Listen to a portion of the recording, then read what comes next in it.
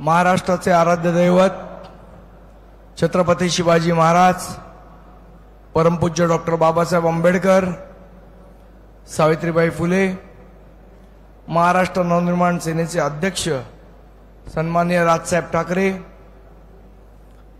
या व्यासपीठावर उपस्थित असलेले महाराष्ट्र नवनिर्माण सेनेचे सर्व आदरणीय नेते मंडळी, सरचिटणीस, उपाध्यक्ष, तसंच या मेळाव्यासाठी जमलेल्या सर्व BLA 2 booth level agent 2, Maharashtra सैनिक, गटाध्यक्ष, उपशाखाध्यक्ष, माझे सर्व महाराष्ट्र नवनिर्माण सेनेचे सहकारी, आपल्या सर्वांचं या मेळाव्यामध्ये मनपूर्वक स्वागत करतो। खरं तर ऐन म्हणजे दिवाळी चालू असताना हा मेळावा घेतलाय आणि या मेळाव्याला आपण इतक्या प्रचंड संख्येने उपस्थित झाल्याबद्दल आपल्या सर्वांचं मनापासून अभिनंदन करतो, आपले आभार व्यक्त करतो। खरं तर हा तातडीने मेळावा आपण यासाठी घेतोय, आपल्याला आठवण असेल तर गेल्या 2-3 दिवसापूर्वीच आपण निवडणूक आयोगाचे जे अधिकारी आहेत, जे आयुक्त आहेत, त्यांची भेट घेतली होती। सन्माननीय राजसाहेब होते, श्री उद्धव ठाकरे होते, पवार साहेब होते,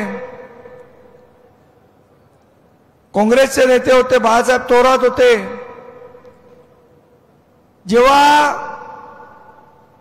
निवडणूक आयोगाची भेट घेतली त्यावेळेला आपल्या सर्व नेते मंडळींनी त्यांच्यावर जी प्रश्नाची सरबत्ती केली आणि त्यानंतर अधिकाऱ्यांची जी बोबडी वळली ते बघण्यासाठी आपण सगळे तिथे उपस्थित राहणं आवश्यक होतं। इतका अभ्यासपूर्ण त्या मतदार यादीची चिरफाड ही सन्माननीय राजसाहेबांनी ज्या पद्धतीने निवडणूक आयोगापुढे केली, त्यांच्या तोंडातनं शब्द फुटत नव्हता। बांधवांनो, भगिनींनो, या मतदार यादीमध्ये प्रचंड प्रमाणात घोळ हा निर्माण केलेला आहे, हा झालेला नाहीये, हा घोळ निर्माण केलेला आहे। आणि यासाठीच आज या आपल्या सर्व BLAंना आपण इथे बोलवलंय। सन्माननीय राजसाहेब ठाकरे या संदर्भातलं सविस्तर मार्गदर्शन आपल्याला करतीलच, पण कशा पद्धतीने घोळ आहे याची 2-3 उदाहरणं मी आपल्याला सांगणार आहे। एकेका घर क्रमांकावर, म्हणजे समजा घर क्रमांक असेल 10, तर त्या घर क्रमांकावर 800 मतदारांची नोंदणी केलेली आहे। 800 मतदार एका घरात, 8 माणसाच्या घरात राहू शकत नाहीत, तिकडे 800 मतदारांची नोंदणी केली आहे। कशी केली? निवडणूक आयोग का झोपलं होतं का झोपेचं सोंग आणत होतं? आणि मग दुसरं, आता मला आमचे मित्र अविनाश जाधव यांनी दाखवलं, एका मतदार यादीत तर नाव काय लिहिलंय? फक्त महाराष्ट्र, वडिलांचं नाव महाराष्ट्र, घर क्रमांक महाराष्ट्र, रोडचं नाव महाराष्ट्र, आणि त्याला निवडणूक आयोग मतदार म्हणून मान्यता देतं। आमच्या राजूदादांच्या इथे एकाच व्यक्तीची 4 यादी विभागामध्ये नाव आहेत, एकाच व्यक्तीची, या यादी विभागामध्ये पण आहे, त्या यादी विभागामध्ये पण आहे, त्या यादी विभागामध्ये पण आहे। आणि मग जेव्हा आपल्या सर्व नेते मंडळींनी या सगळ्या गोष्टी निवडणूक आयोगापुढे मांडल्या, दाखवल्या, त्यावेळेला जाग आल्यानंतर जिल्हाधिकाऱ्यांना चौकशीचे आदेश दिले। पण माझा प्रश्न आहे, निवडणूक आयोगाला नुसत्या चौकशीचे आदेश देऊन या गोष्टी सुधारणार आहेत का? हे आपण सुधारू शकतो का? म्हणजे ज्या गोष्टी आपण दाखवल्या त्याची चौकशी करा आणि त्याच्यावर कारवाई कराच, पण ज्या गोष्टी अजून दाखवलेल्या नाहीयेत त्या गोष्टीवर कोण कारवाई करणार आहे? त्याच्यावर तुम्ही कशा पद्धतीने कारवाई करणार आहे? आणि म्हणूनच या सगळ्या याद्या निर्दोष करण्यासाठी, याच्यातले घोळ बाहेर काढण्यासाठी आज आपण या BLA 2 चा मेळावा या नेस्कोमध्ये भरवलेला आहे. माझी आपल्या सगळ्या BLAंना विनंती आहे, सगळ्या गटाध्यक्षांना विनंती आहे, सगळ्या उपशाखाध्यक्षांना विनंती आहे, सगळ्या महाराष्ट्र सैनिकांना विनंती आहे की आपल्याला जागरूक राहावं लागेल, आपल्याला बघावं लागेल, त्या मतदार यादीचं वाचन आपल्या शाखेत आपल्याला करावं लागेल. कुठे दुबार मतदार आहेत, कोणाची नावं 4-4 वेळेला घेतलेली आहेत, एका घर क्रमांकावर किती मतदारांची नोंदणी केलेली आहे, या सगळ्या मतदार यादीतल्या घोळ आपल्याला शोधून काढायचे आहेत.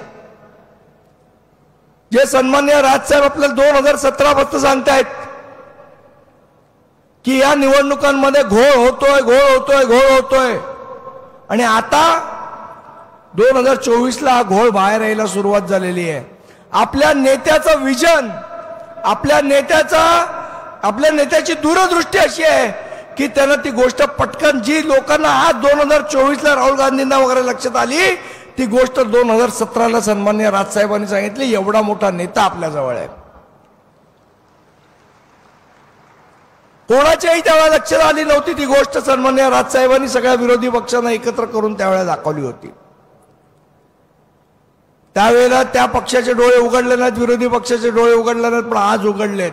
आज तेच लोक सन्माननीय राजसाहेबांना सांगतात की होय राजसाहेब, तुम्ही बोलत होतात ते खरं होतं. आणि मग सगळे अशा पद्धतीचे घोळ निर्माण करायचे आणि निवडणुका जिंकायच्या, असा डाव भारतीय जनता पक्ष, शिवसेना या पक्षांचा, म्हणजे शिंदेची शिवसेना या पक्षाचा आहे. आणि मग याच्यासाठी म्हणून काही पत्रकारांना हाताशी धरायचं आणि एक पॉलिटिकल नॅरेशन लोकांपुढे चालवत राहायचं.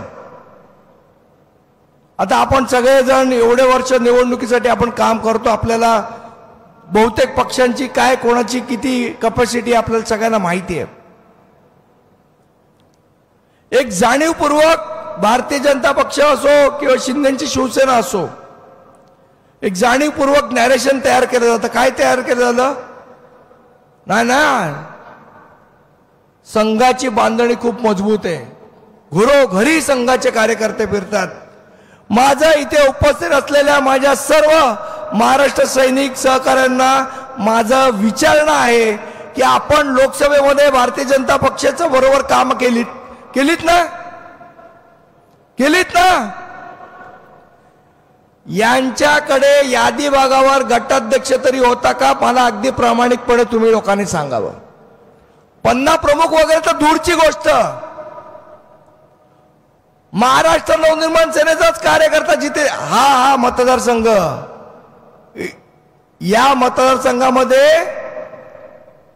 वायकर साहेबांनी सांगावं त्यांच्याकडे कार्यकर्ता तरी होता का? का त्यांचं काम महाराष्ट्र नवनिर्माण सेनेच्या महाराष्ट्र सैनिकांनी केलं आणि त्यांनी जाहीरपणे कबूल सुद्धा केलेलं आहे. आणि मग यांच्याकडे कार्यकर्ते नाही, त्यांच्याकडे काही नाही. मग 2-4 पत्रकारांना हाताशी धरायचं, चॅनलवर चर्चा घडवून आणायची. काय घडवून आणायची? अरे नाही, यांचं संघटन खूप मजबूत आहे. मनसेचं संघटन नाही, यांचं संघटन मजबूत आहे. भारतीय जनता पक्षामध्ये 50 प्रमुख आहेत. RSSचे लोक घरे जातात.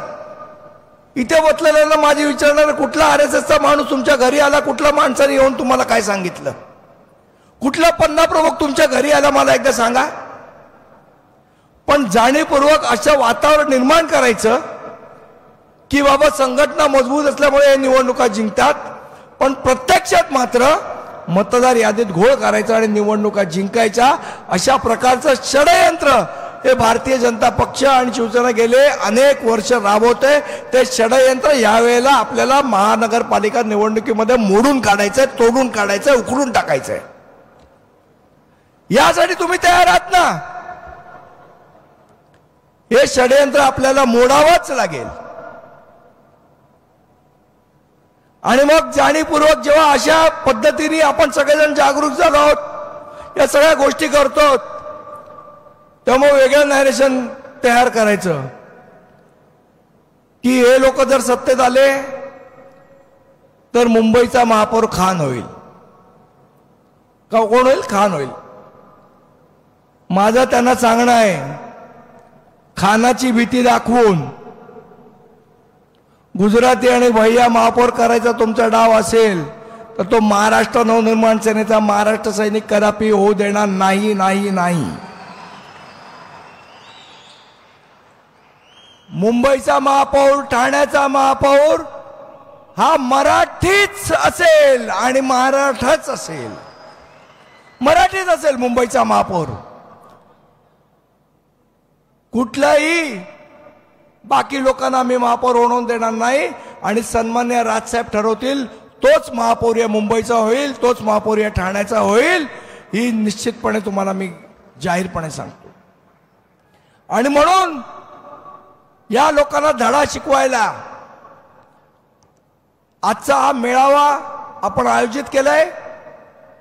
अतिशय ताकदीने या लोकांना, या घोळांना, हे जे षडयंत्र आपल्या विरुद्ध रचलं जात आहे, मराठी माणसाविरोधात रचलं जात आहे, हे षडयंत्र उखडून काढण्यासाठी आजच्या मेळाव्याचं आयोजन केलेलं आहे. अतिशय विस्तृतपणे मार्गदर्शन सन्मान्य राजसाहेब आपल्याला करतीलच. पण येणाऱ्या निवडणुकीमध्ये मराठी महापौर करण्यासाठी आपण सर्वजण सज्ज व्हाल अशी एक आशा अपेक्षा बाळगतो आणि माझे 2 शब्द संपवतो. जय हिंद, जय महाराष्ट्र.